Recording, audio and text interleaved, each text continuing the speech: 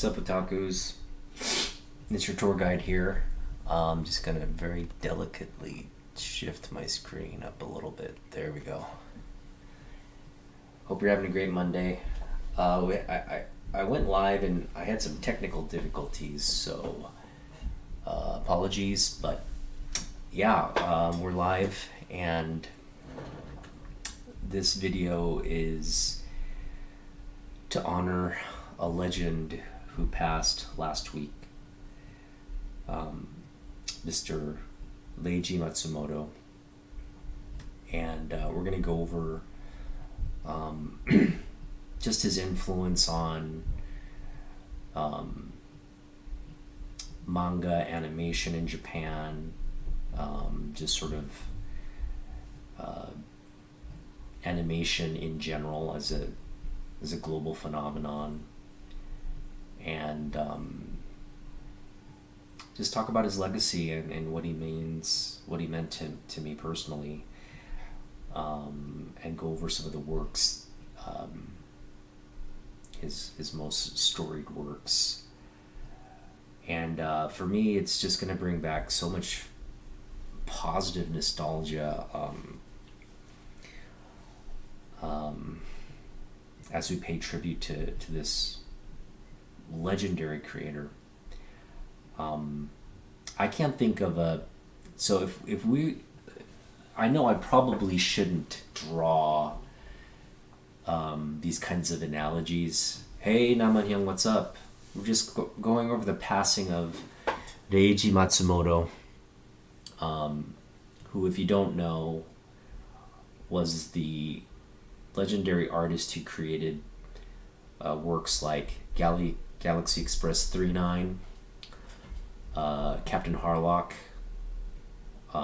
and of course what most Americans would probably best know him for, his work on Star Blazers, which in Japan the translation is Space Battleship Yamato. And I mean, those three works right there were my childhood. Essentially, like, it's those works molded me as a young boy watching. And what's really interesting is I watched that as a little kid in the early 80s. Okay. I want to say like 1982, 1983 is when I first got my eyes on Captain Harlock. That was probably my first introduction. And then in the United States, also around that time, maybe around 83, 84, they started broadcasting Star Blazers here locally on our Channel 11 channel. I remember waking up every weekday morning to watch that, Star Blazers. And then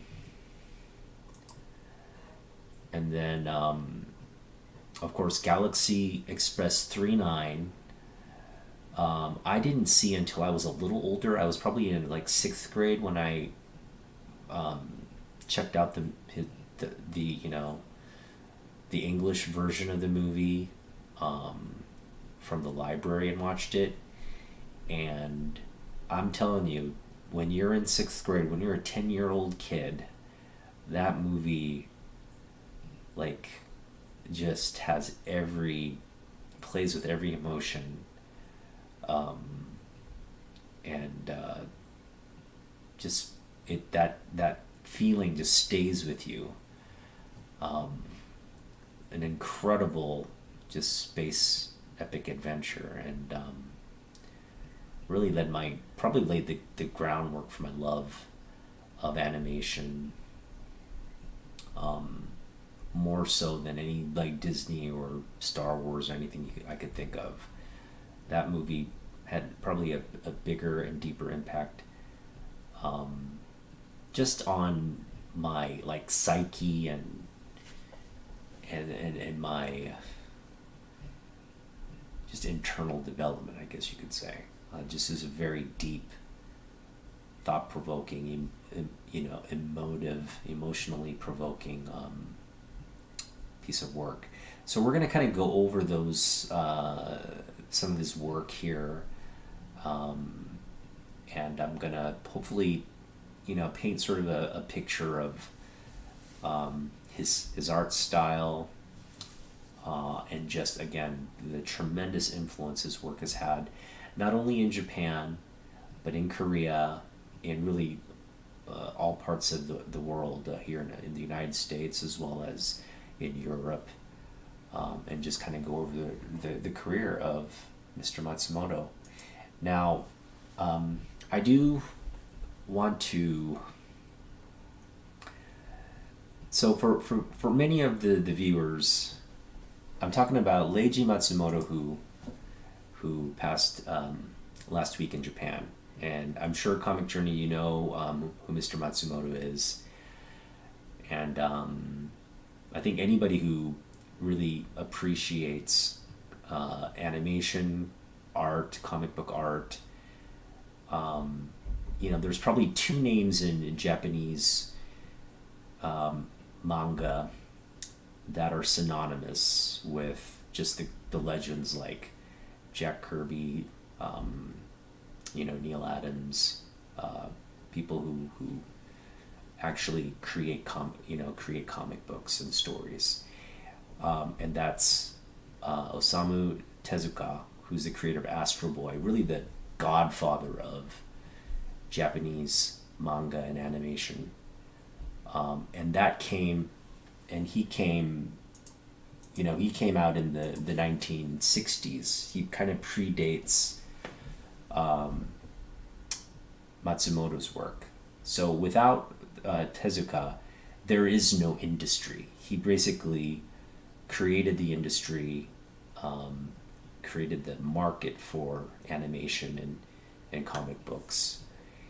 And the next person to come along and propel that in the 70s was Matsumoto. And Matsumoto also got a start in manga, started his own animation studio, and was producing some of the most beloved work in Japanese culture, and probably continues to this day. For those who are true manga and anime fans, you just can't get around how giant and massive this guy's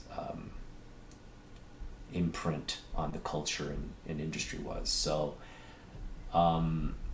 what I'm going to do is I'm going to share my screen now and just kind of share with you his first comic book.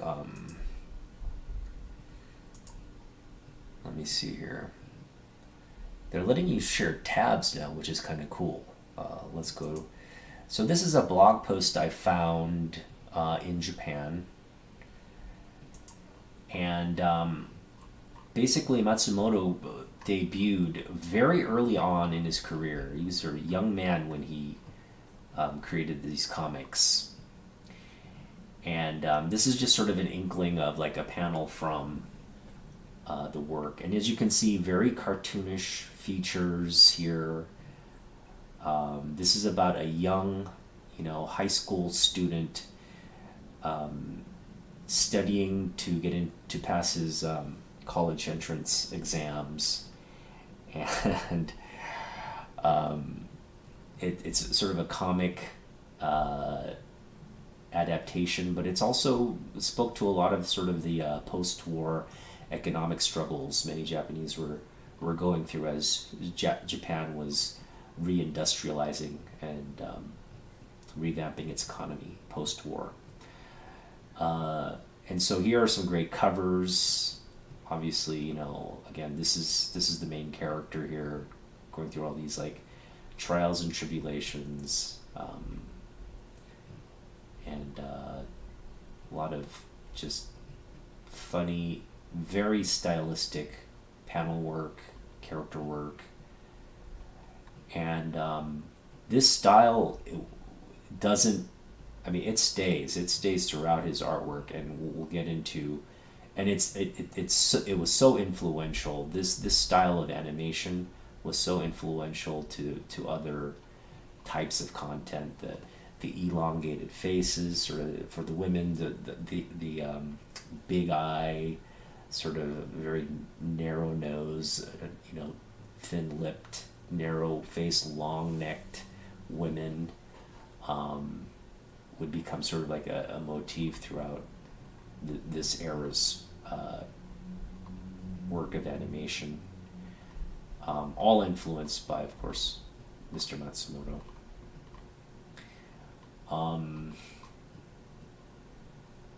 And this directly would translate into his sort of space opera, which is Galaxy Express 39. Now, we're going to go to that now. I guess I got to just keep popping in and popping out. Is that what I got to do? So, one thing about Galaxy Express 39 is we're going to watch the opening now. And what you should know about this is this started off as a manga as well.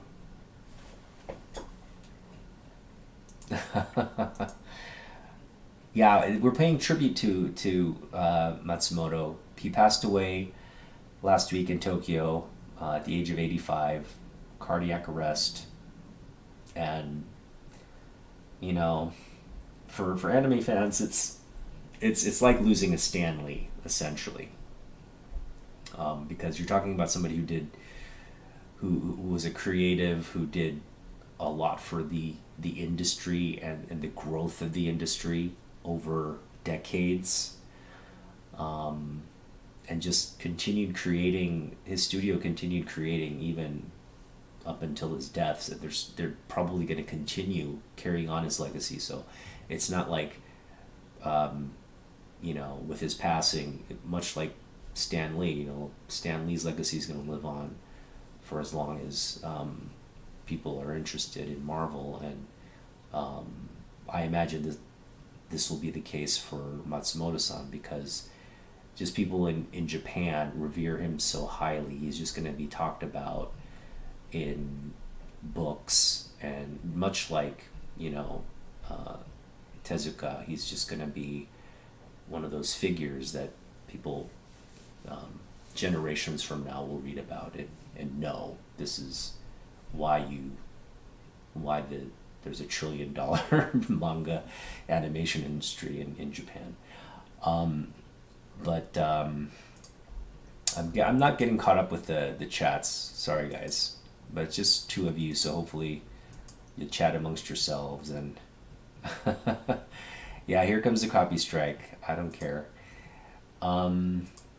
This is, again, his opening to Galaxy Express 39. And again, I watched this. This is really the last of the three I'm going to show that I had an introduction to. I probably watched this in 1986. I think the movie came out around that time as well. And what I will say, though, is this movie debuted in, I think, 1977 in Japan. So I was 3 when it debuted. I got around to seeing it, around 7 years later. And actually, 7 to 8 years later. No, what is that? So, yeah, almost 9 years later, I got around to seeing it. And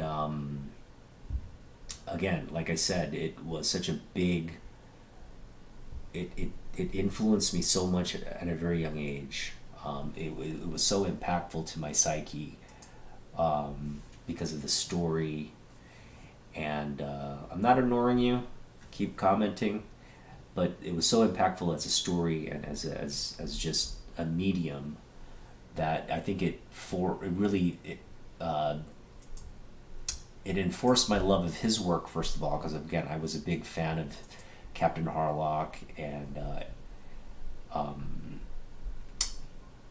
Galaxy and Star Blazers, which is Space Battleship Yamato. I was a big fan growing up, but it really reinforced my love of the medium as an animated movie, which is what this ended up being. But the interesting thing was, before this movie debuted, it was based off some television serials that had aired years before the movie ever got made.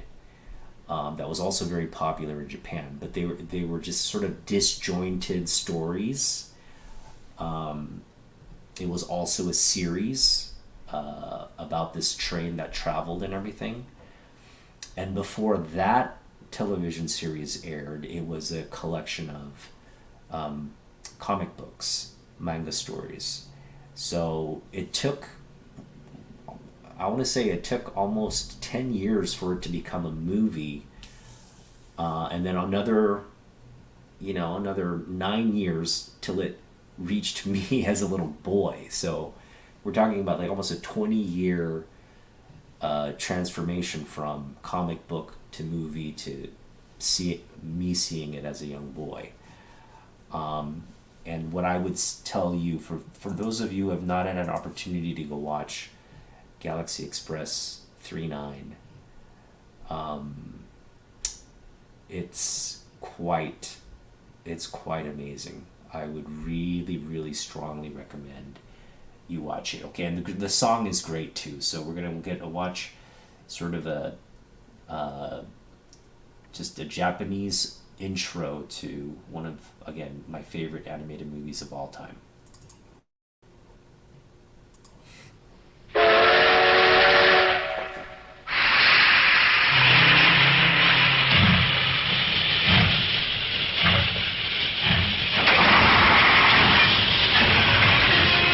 So in Japan, they have this real love affair with the rail system. A lot of people it's a real tradition. It's basically locomotive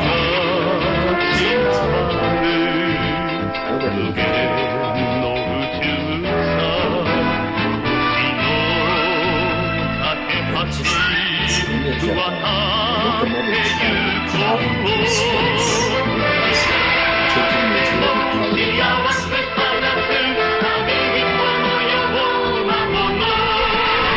Just so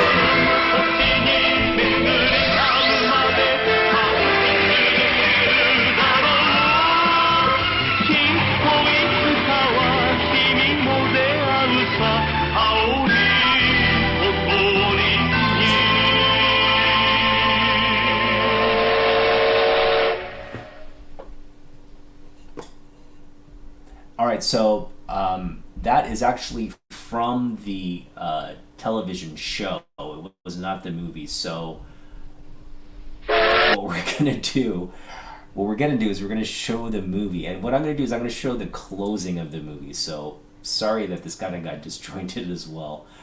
I meant to show the Galaxy Express 39 movie, but we ended up showing the Galaxy Express 39 television show opening. And that's fine. I think both are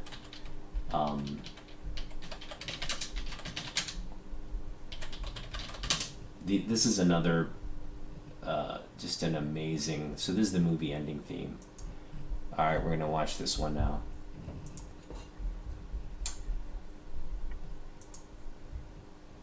I'm gonna share again. I hope everybody heard.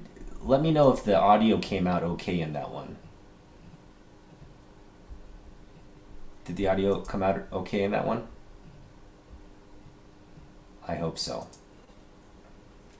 Okay, and this again, this is one of the best animated movies of all time, and I would really recommend, if you haven't watched it, this is something that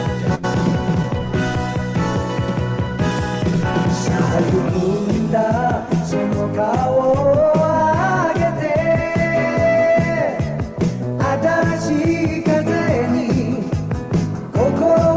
So it looks like this is just an Italian version. This movie won several awards to get the top of my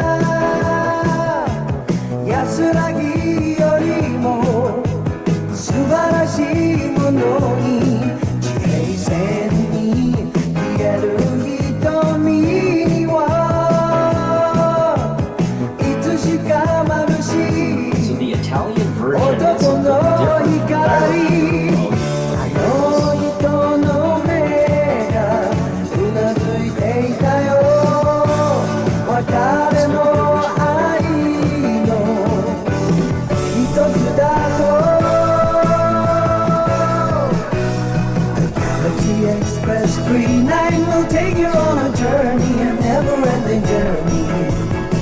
A journey to the stars. Galaxy Express Green Line will take you on a journey, a never-ending journey. I'm gonna just stop us right here because this is not the movie I remember. I think this might be the better quality as well. It looks like. All right, sorry. This look exactly. Okay, this work.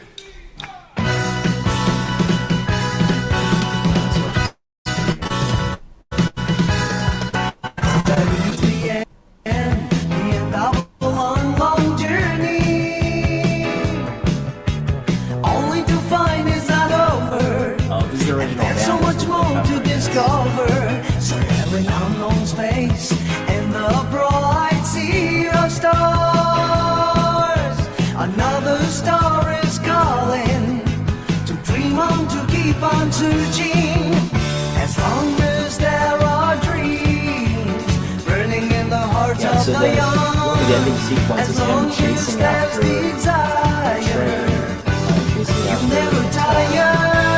again, I'm not gonna get too much of the Galaxy Express Green Line will take you on a journey, a never-ending journey, a journey to the stars.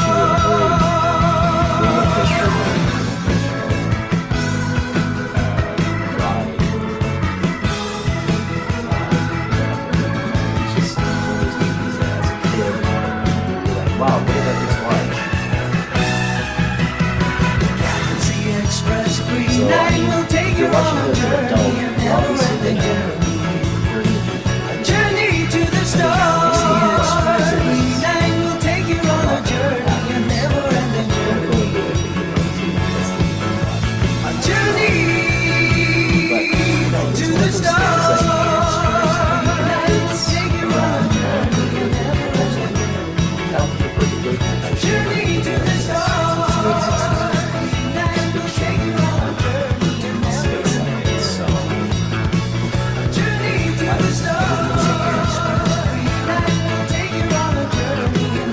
Okay, so some great 70s tunes there, Japanese 70s tunes. Yeah. I'm always copywriting stuff, so I don't mind putting money into other people's pockets, I guess. All right, so the next video we're going to take a look at is really an extension of what we just saw, Galaxy Express 39. Now, if you watch that movie, I'm not going to spoil anything in that for you, but what resulted out of that movie was a very popular television series, animated television series that ran for several seasons, I think 2 seasons, and also spawned a host of movies, and the movies are what's carried this legacy, because I think, well, there've even been live action movies. I mean, this is Captain Harlock has been the subject of many a movie, many a live movie content for years, and will continue to be. Just a very popular character, one of the coolest looking guys you'll ever see, and this sort of played off. So it was the post Star Blazers, post Yamato, the next big thing to come along, right? So Yamato was a big hit. The next thing that carried over kind of played with the same universe almost, or at least the same technology of ships that could jump through, space,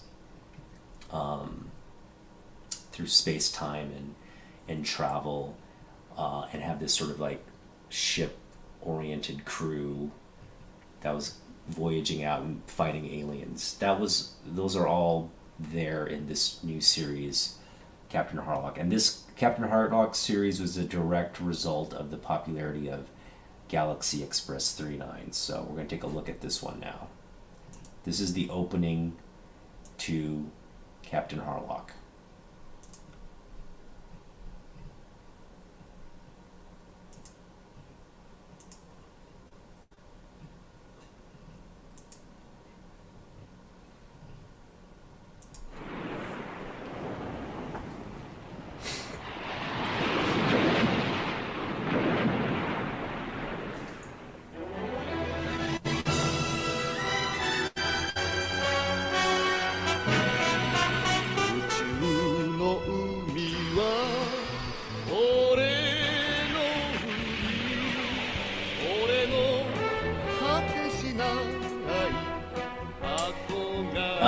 Yeah, CJ, you know what's interesting about like copywriting Japanese songs and stuff? They're not too stringent on that.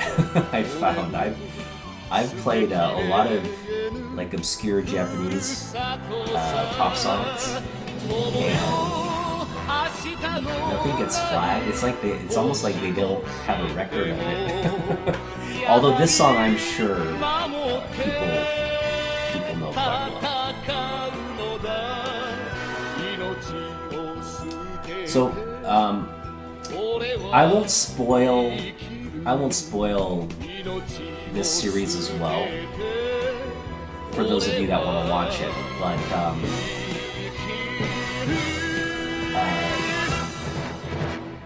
yeah, basically it's about that space crew there and their adventures fighting this alien. Okay. So, as you can see, we have you can kind of see the motif in his character designs now, right?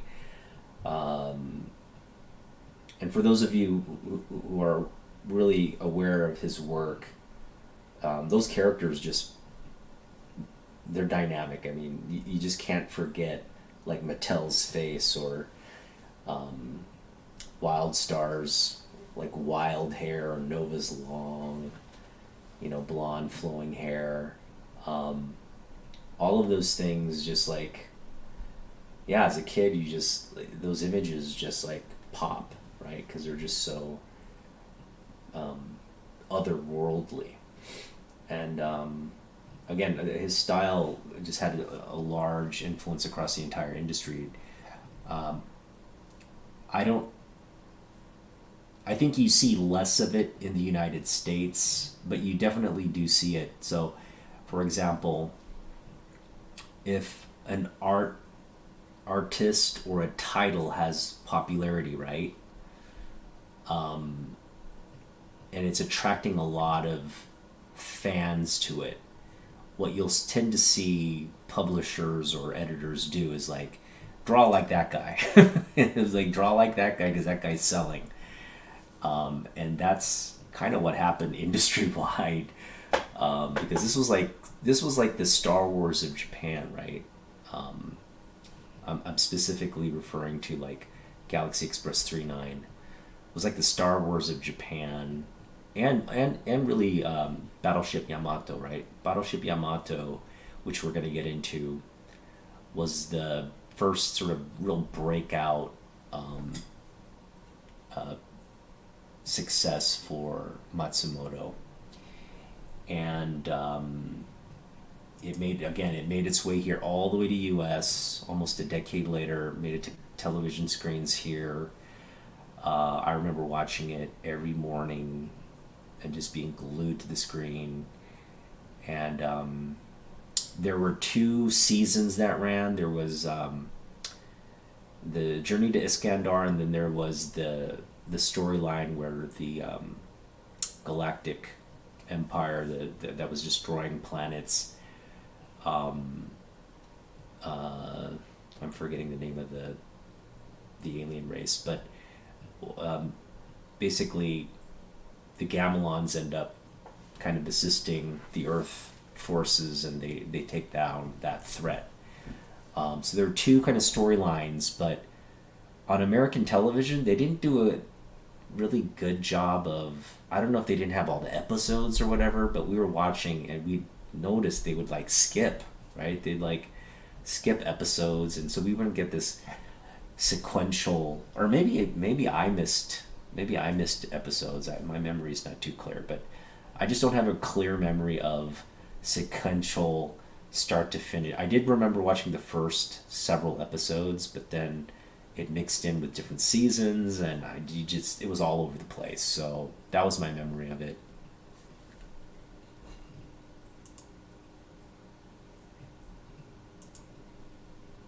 YouTube has an Asian bias, it seems.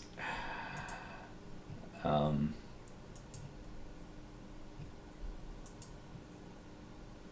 yeah, I'm sure the Asian countries don't. You probably get away with playing like ACDC or something on a Asian YouTube channel. Probably not, actually. Actually, copyright laws are pretty stringent globally, so I would not venture that far as to say that. But so we're gonna watch Space Battleship Yamato now, and this is again probably the work he's best known for. This continues to have an incredible following. Um, it it resurrects the sunken Japanese warship Yamato, which was the star of the Japanese fleet, and was really pivotal in its World War II campaign. But eventually, when it was sunk, it's so sunk with it the hopes of ever. I mean, not that the Japanese could have ever beaten the United States in that conflict. It was sort of like a lost cause from the start, because they just didn't have the resources, access to oil resources, all those things that you need to sustain a war like that. And so it was just that it was kind of like a chess match where they were going to eventually lose. But when that ship sunk and news of that sinking hit Japan, that's like when the nation really kind of like, oh, okay, we're screwed. And it had a big moral hit to the Japanese. But the leadership in Japan refused to surrender. They kept pursuing this really pointless war, continuing to sacrifice lives and pursuing. They just were adamant that they wouldn't give in. And eventually, with the history of how the war ended, they were forced to accept defeat. And of course, all the political and military leaders associated with the war planning committed seppuku, which is, killing yourself with a knife, like stabbing yourself in the stomach and committing suicide. So a lot of national tragedy associated with this drama, and a lot of history associated with it. So to see it in animation form, to see the Yamato rise again, it just gave a young generation some hope. And I loved how they didn't, they could have easily put like a Japanese imperial flag up there, but they didn't put a flag on there. The Star Blazers. So Matsumoto was very anti-war because he grew up in the post-war. He was 7 when the war ended, so he grew up just like my father in the post-Korean War era. It weighs on the post-war conditions weigh on you mentally, and so Matsumoto grew up very anti-war, and so everything reflected in his work was of, had themes of childhood innocence, exploration, friendship, peace, and those kinds of themes throughout his work. So when you see this, and you see the Earth Federation, their design and their what symbols they're wearing, it's really emblematic of moving forward, pushing on into the unknown, and just but being together, being together and sticking together and working together to get through. So and that's something that's been consistent about even pre-war, uh, the Japanese industrial ethic that led to the war, and even into what followed. So that sort of cultural ethic has stayed with, wasn't lost.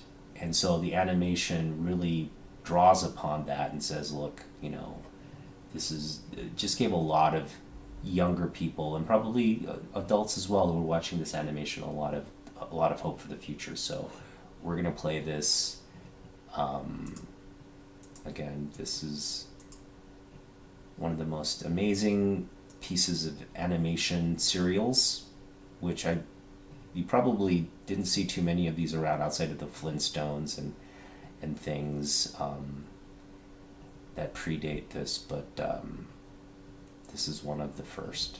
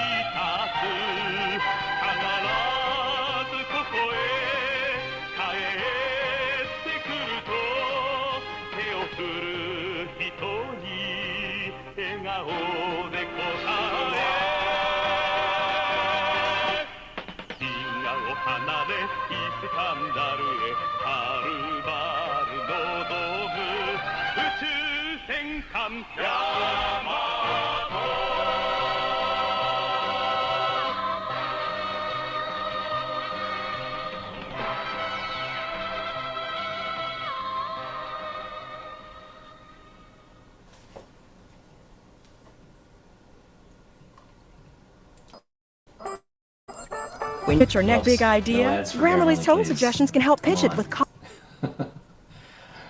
Okay, so that was that. I'm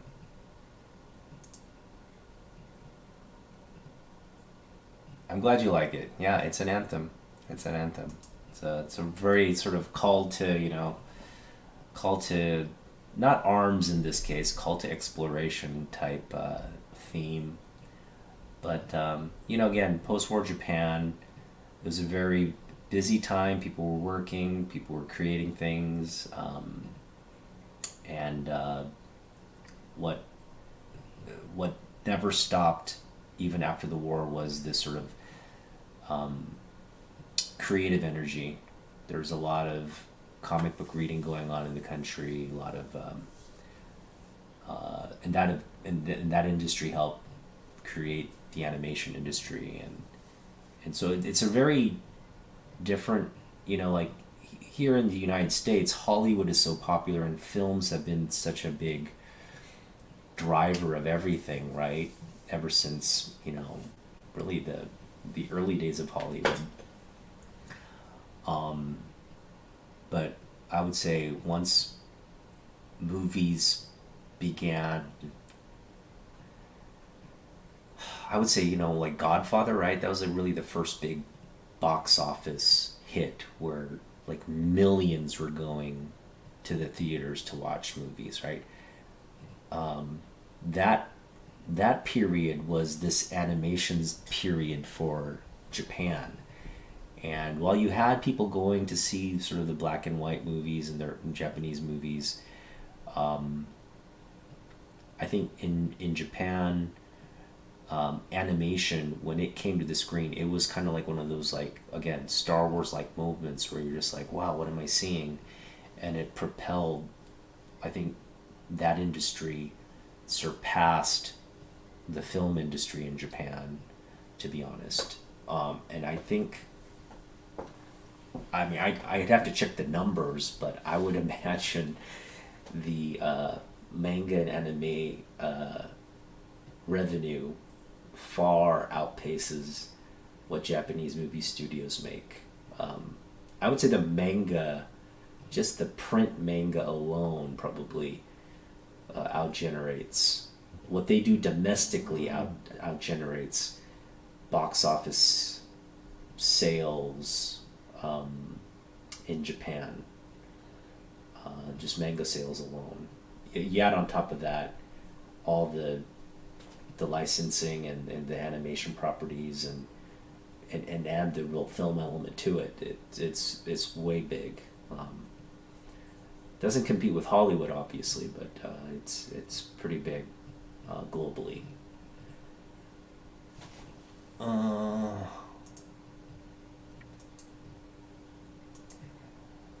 But yeah, like it's always sad to get news like this, and for me, I can't think of, like, I'm Korean, right? And Mr. Matsumoto was born in Fukuoka, which is the southwestern part of Japan. And he Fukuoka's it's very close to Busan. It's like I would say a couple, maybe a 2-3 hour boat ride away from Busan, the port.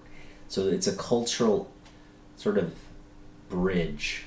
You see a lot of Japanese influence in that eastern area of Korea, and you also see the Korean influence on that southwestern portion of Japan. The sort of linguistic, you can see the melding of the linguistic influences as well in terms of their regional accents. So there's a very strong sort of cultural connection there.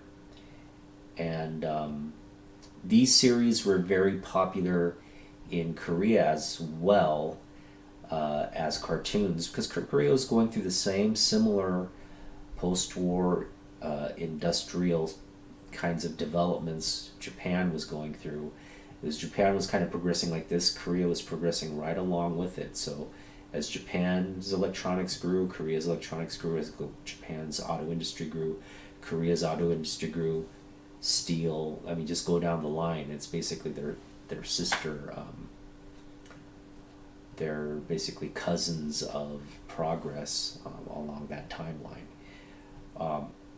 The only difference being Korean manga and anime was far weaker than the Japanese, so there weren't cartoons or things of that nature coming out. They came out later, probably in the 80s, but nowhere near as pronounced and frequent and in terms of quality as what the Japanese were producing. I mean, the Korean art and everything was great. It's just the industry was not as developed. And you still see that to this day. There's no real strong Korean animation industry. It exists, but it really exists to serve Japan. Like, if you look at the credits of a lot of these anime studios that they put out, the artists are all Korean. They outsource the animation to Korea. The Koreans draw it, and then the Japanese produce it. So it's like they're linked in that kind of network of the industry, but it's not real fair, and Korea really doesn't have hasn't put out much in its own circle of influence. So hopefully that changes. I'd love to see the Korean animation industry get stronger and really put out content that's on par with Japan. But Korea has really focused all its efforts in movies, as you can tell. There's a lot of Korean movies that are, probably getting more recognition than Japanese movies, to be honest. At least on the global stage. especially with some of the recent Oscar winners, Best Picture, Best Actress are the ones that come to mind. But and that's great to see. No, it's fine, Comic Journey. I'm not. I am focused on what I'm talking about. So sorry if I'm not engaging your jokes. Let me see. Let me engage with one of them.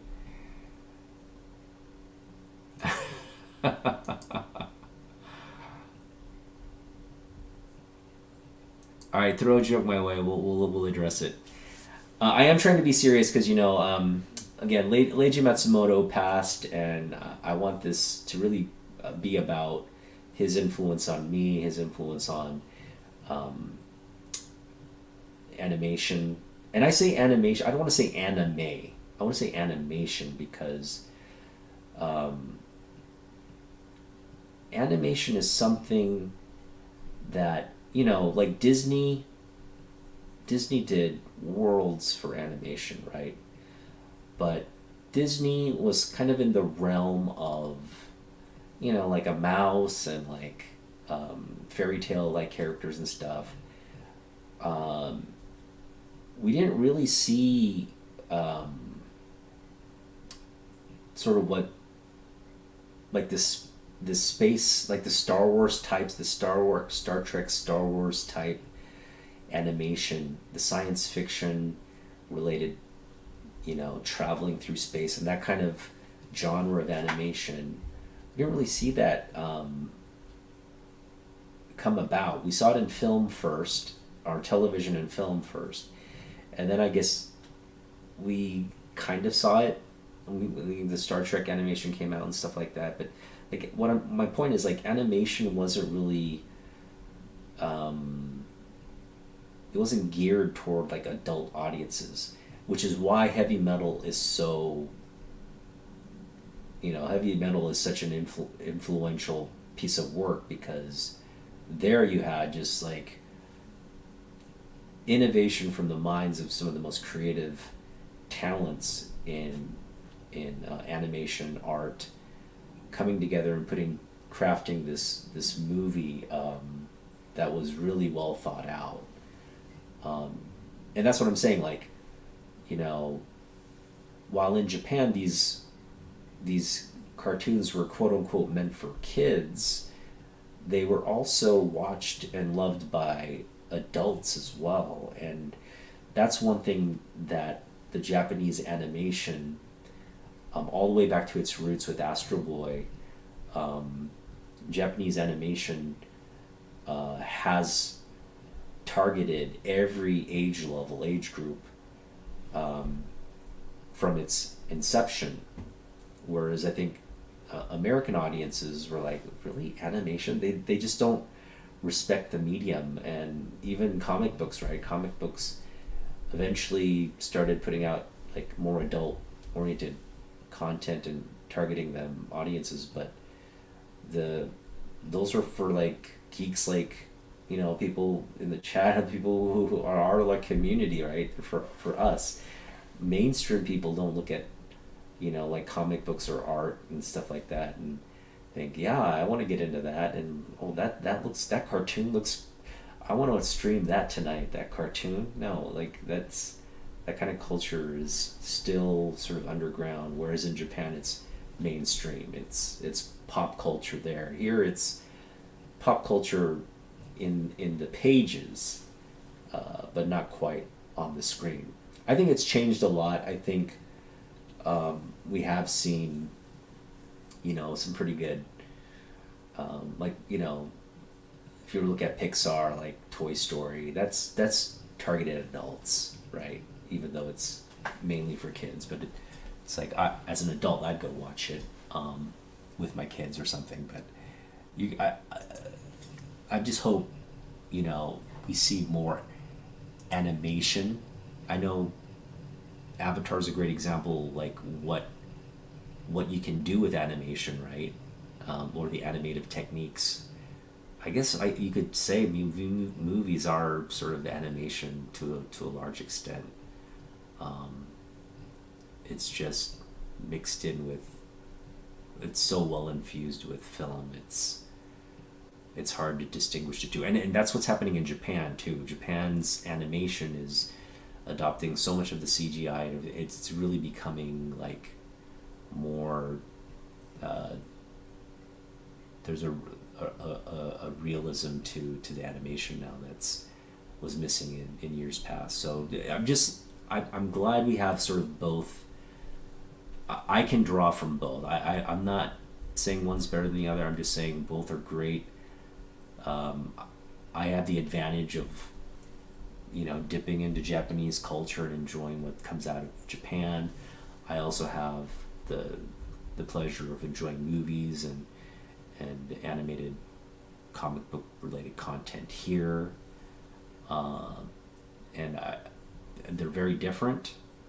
And there are times when I think the U.S. draws techniques from manga and Japanese animation, and there are definitely times when Japanese animation draws techniques and influence from American culture. So it's great to see these innovations taking place in their own bubbles, and then sometimes you see those bubbles merge and influence each other. So it's really great. But in terms of the Japanese bubble, what formed that bubble is due in large part to Leiji Matsumoto's work. And I think there was just something about the fact that we had done the moon landing, and it had just Star Trek came out right around that time, and there was this sort of I think it continues to carry into today about what's out there in space. That'll always be one of the, I think, residual effects of growing up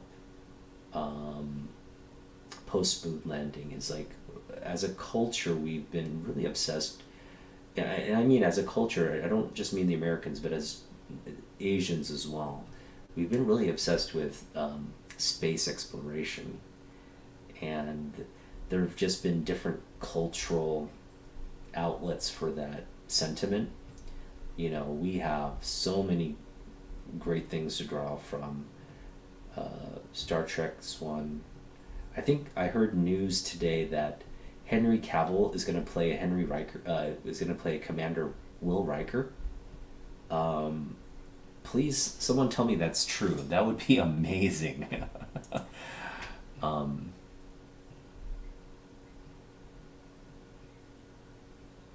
Yeah, 2D. I would agree, CJ. 2D animation. Something about the old school techniques of just keeping it animation on a cell, right? I think there's magic to that, and it is hard to watch it meld into, like the 3D when they add the computer elements and the Adobe techniques to it. It just feels like it's been altered a little bit. But to be honest, if it's visually stunning, like I watched clips of Avatar, and I gotta say, like,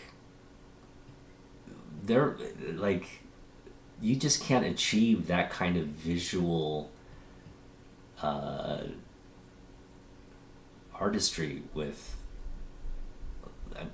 I mean, you just can't achieve it without those digital techniques. So I'm all for it in that sense. Like, the stuff they can do with CGI now is pretty mind blowing, and it is artistic. It takes an artist's touch to create all those landscapes, the characters, all the shading and the detail in an alien's face or in a reaction. So, but I agree with you. I think there is something to be said about things like we just saw, the cell animation, the techniques to draw out or reusing cell panels to at a different angle or different color, or at a different speed. All those techniques that to save money, animation time and resources and all that. When those things come out in animation, I don't, obviously if you're watching it at the time, it might have been a detraction, but understanding what the industry is and watching it now, you just appreciate how efficient those studios were with the resources they had, and how they used those techniques to create the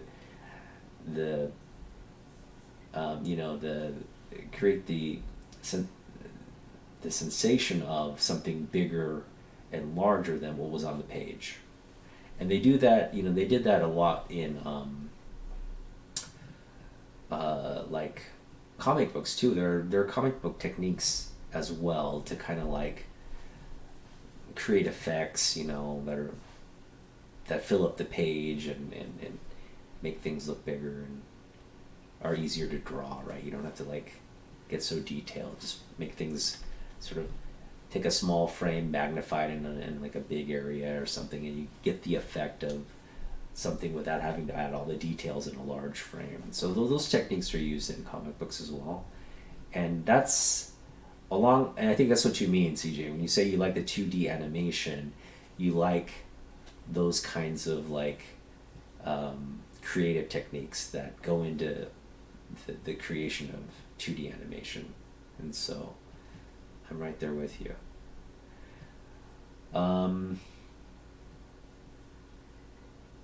Yeah, I mean, I can just speak to so I was, a young boy growing up. I'd go to Korea in the summers, and Korean television, I'm telling you, like, I watch a lot of Korean television because, we went out and did a lot of stuff too, but every chance I got, we turned the Korean television on, and there weren't too many, there were a lot of these kiddie shows and stuff, like live action kiddie shows and things. There weren't too many cartoons that were on, but I do remember the cartoons that were on. The ones that I watched very vividly were Captain Harlock. That was a huge one. Another one was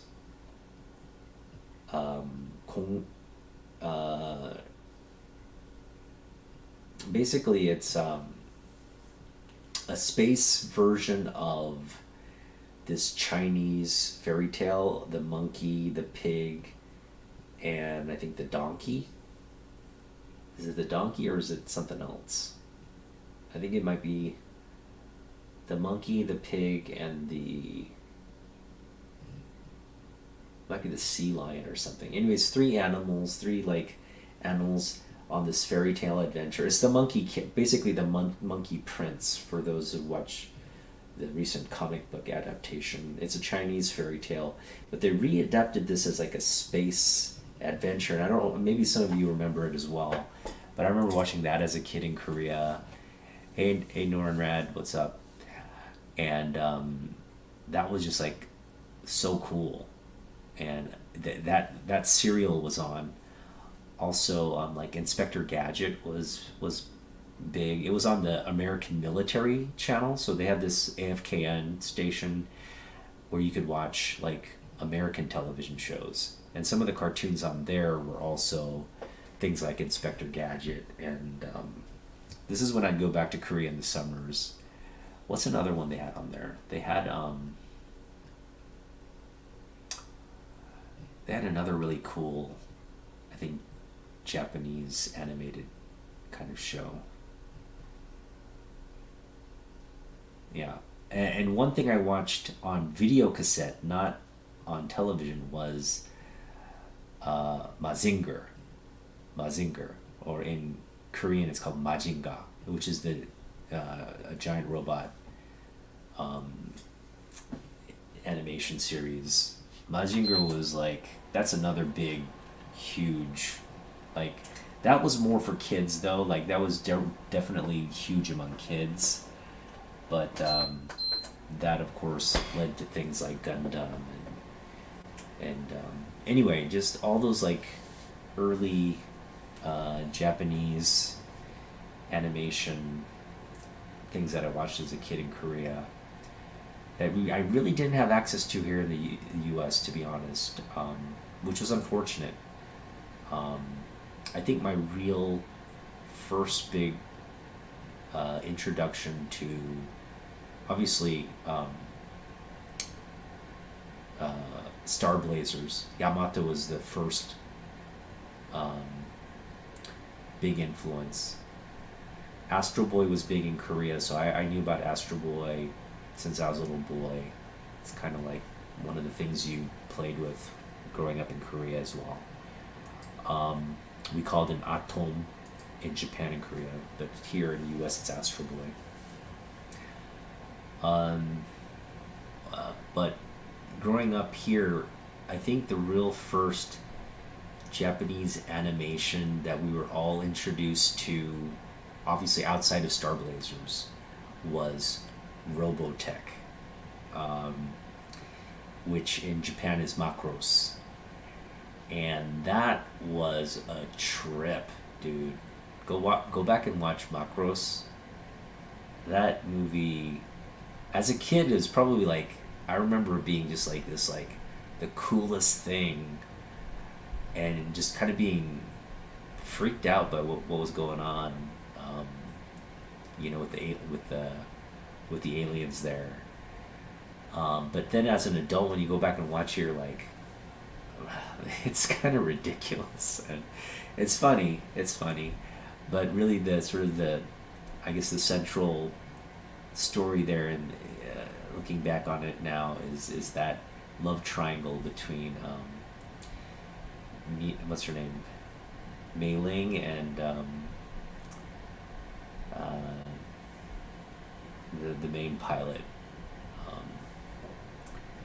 But yeah, that was a great animation. Robotech was definitely one of the first.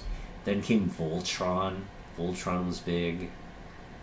And then of course Transformers. Everybody remembers Transformers. These are all things that kind of evolved out of the whole Japanese robot culture. And so yeah, I think growing up in the 80s, we got a good level of influence definitely from the Japanese, in terms of what we played with and what we watched on television for sure. Because Robotech, Voltron, Transformers, I mean, all those cartoons alone, like took most of my it was like probably I'd spent more hours watching those things than anything else during my childhood. I mean, you could add G.I. Joe, like Thundercats, to that as well, but that was pretty much my childhood. Not so much like Spider-Man, Superman, and I know that came about later.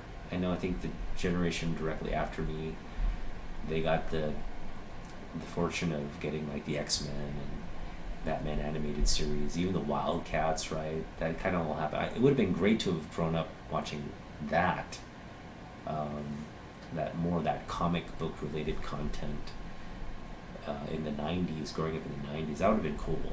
That actually would have been really fun and awesome, but I'm happy with growing up in the 80s and getting all the cool robot stuff. That robot stuff is, I think it should come back.